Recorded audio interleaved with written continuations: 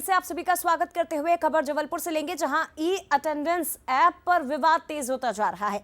अब शिक्षक संघ ने इसे लेकर एक बड़े आंदोलन का ऐलान कर दिया और अगले महीने ही राज्यव्यापी आंदोलन की चेतावनी दे दी है। अध्यक्ष जगदीश यादव, जिनके गंभीर आरोप हैं, इनका ये कहना है कि तकनीकी खामियां आ रही हैं। EHRMS हमारे शिक्षक ऐप असुरक्षित हैं, डेटा लीक हो सकता है, साइबर फ्रॉड के आरोप उनकी ओर से लगाए गए। अतिथि शिक्षकों के वेतन कटने की भी शिकायतें मिली है। प्रशासन पर दबाव की नीति अपनाने के आरोप हैं। 2017 में हाई कोर्ट ने ई अटेंडेंस को मंजूरी दे दी थी और पिछले कई दिनों से मामला सुर्खियों में चल रहा है। तमाम टीचर्स को ये डर सता रहा है कि अगर वो अपने फोन पर ये ऐप डाउनलोड करते हैं तो उनका डाटा लीक हो सकता है, उनके साथ फ्रॉड हो सकता है।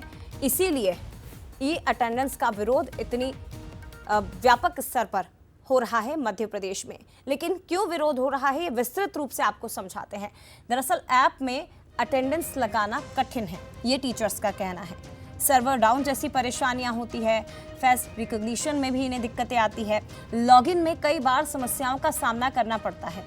टीचर्स को अपने पैसों से डाटा खरीदना पड़ता है, ये भी एक समस्या इन्होंने बताई। डेटा लीक और साइबर फ्रॉड की भी आशंका तमाम टीचर्स जता रहे हैं और इसीलिए इस पर विवाद अब बढ़ता जा रहा है। और हमारे साथ राज्य शिक्षा संघ के अध्यक्ष जगदीश यादव जी भी जुड़ गए हैं, प्रदेश अध्यक्ष हैं ये। जगदीश जी, सबसे पहले तो बहुत स्वागत है आपका बंसल न्यूज पर। धन्यवाद, नमस्ते।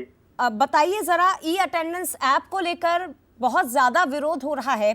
आप लोगों ने एक आंदोलन का भी ऐलान कर दिया कि आप आंदोलन करेंगे, लेकिन परेशानियां क्या क्या आ रही हैं? अपनी परेशानियों को बताइए कि क्या प्रॉब्लम है ई अटेंडेंस अगर आप करते हैं तो। जया जी, हम इस बात का कभी हमने ये विरोध नहीं किया कि सरकार कोई टेक्नोलॉजी ला रही है, वो हम कोई इस बात का विरोध नहीं। हम चाहते हैं कि तकनीकी सुधार हो, पारदर्शिता हो, हम भी चाहते हैं। लेकिन इस नई प्रणाली के लागू होने से के पूर्व जो उसकी विश्वसनीयता, उसकी स्थिरता और उसकी निष्पक्षता की पुष्टि की जाना बहुत आवश्यक है। इस बात को लेकर हम शुरू से बोल रहे हैं कि हमारे लोग लगा रहे हैं, रोज स्कूल जा रहे हैं। उसका परिणाम है कि पिछले 3 वर्षों के आप रिजल्ट उठा के देखें तो सरकारी विद्यालयों का रिजल्ट सबसे शानदार आता है। लेकिन उसके बावजूद इस प्रकार की जो ऐप लाया गया, वो ऐप की जो विश्वसनीयता है, उसकी खामियों को लेकर हम सरकार को लगातार अवगत कराएं, लेकिन हमारी बात को कोई सुनना ही नहीं चाहता। हमने ये कहा कि इसमें जब हमारे शिक्षक जाकर अटेंडेंस लगा रहे हैं तो आपको मैं उज्जैन जिले के तराना विकासखंड का प्राथमिक विद्यालय सनकोटा है जी, हमारे वहां की शिक्षक जब उपस्थिति लगाते हैं तो वो 50 किलोमीटर दूर की लोकेशन बताता है। ऐसे मध्य प्रदेश के कई, जब 50 किलोमीटर दूर बता रहा है, 1-8 किलोमीटर होता तो हम मानते हैं, लेकिन 50 किलोमीटर दूर बता रहा है, इसका मतलब कि उसमें खामियां हैं। 11 सितंबर को मैंने प्रदेश के माननीय चीफ सेक्रेटरी महोदय को पत्र लिखा कि सोशल मीडिया के माध्यम से, इलेक्ट्रॉनिक मीडिया के माध्यम से, प्रिंट मीडिया के माध्यम से कई प्रकार की इस ऐप को लेकर विश्वसनीयता पर संदेह है।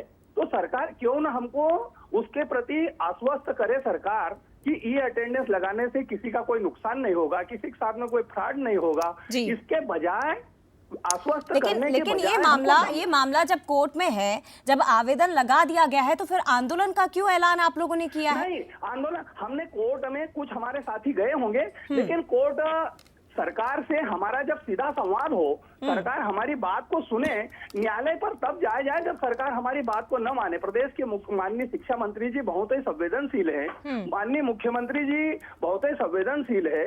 हम चाहते हैं कि वो पहले हमारी बात को गंभीरता से सुने और उसमें जो खामियां हैं उसको दूर करवाए। अब हमारी बात को सुनने के बजाय अधिकारी हमारे शिक्षकों को धमका रहे हैं, प्रताड़ित कर रहे हैं, तो इससे क्या फायदा होगा? मेरा कहना यह है कि आज की तारीख में 4 महीनों से पूरा विभाग केवल ई अटेंडेंस लगाने के लिए पूरी ताकत लगा रहा है।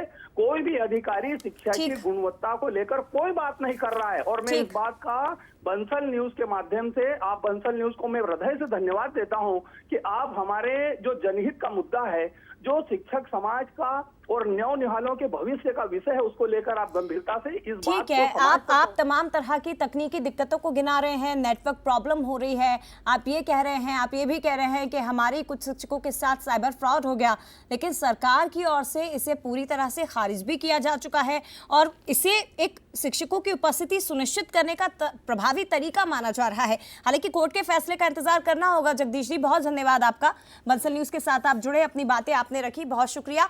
आगे